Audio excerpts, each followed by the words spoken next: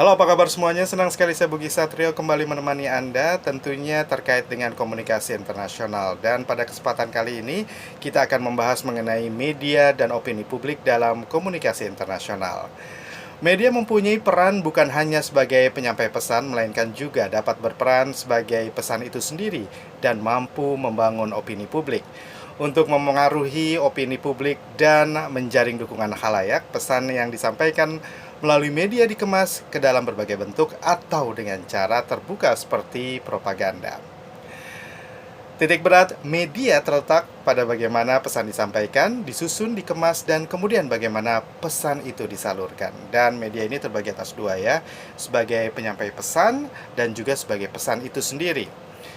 Kalau sebagai penyampai pesan, media ini adalah alat penyebaran informasi dan pengetahuan kepada masyarakat. Dan sebagai pesan, media ini bentuk konstruksi media sebagai alat perluasan ekspresi manusia.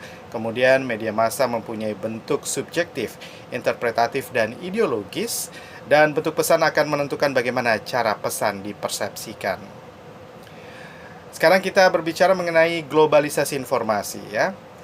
Kita tentunya akan memperbincangkan mengenai persoalan penting dalam globalisasi informasi adalah mengenai arus informasi dan berita internasional yang kemudian membentuk dan memunculkan istilah seperti imperialisme gaya baru atau imperialisme media.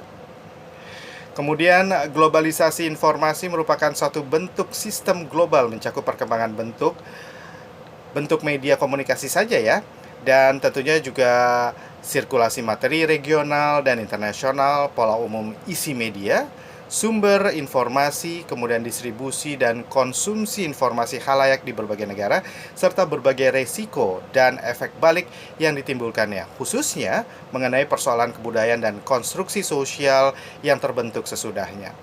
Dan globalisasi informasi ini tentunya juga mengacu pada sebuah kondisi informasi yang menyebar ke seluruh dunia dengan begitu mudah tanpa ada yang dapat mengontrolnya. Globalisasi informasi dapat membentuk suatu aktivitas manipulatif terhadap arus berita dunia dengan tujuan untuk membuat negara-negara dunia ketiga ya dalam ketergantungan. Dan kini kita berbicara mengenai opini publik internasional.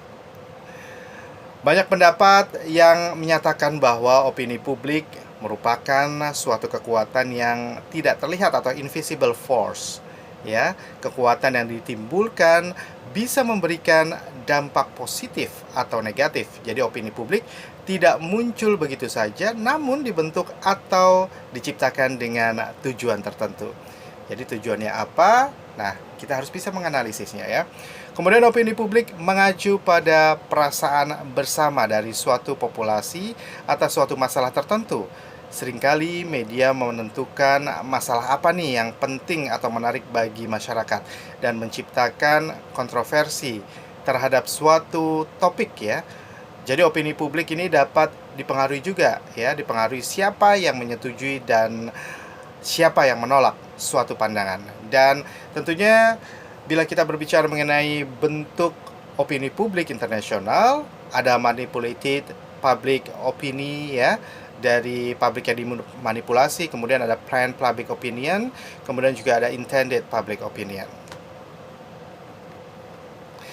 Sekian dulu mengenai media opini publik dalam komunikasi internasional. Semoga bermanfaat dan kita akan berjumpa kembali di topik yang berbeda. Sampai jumpa.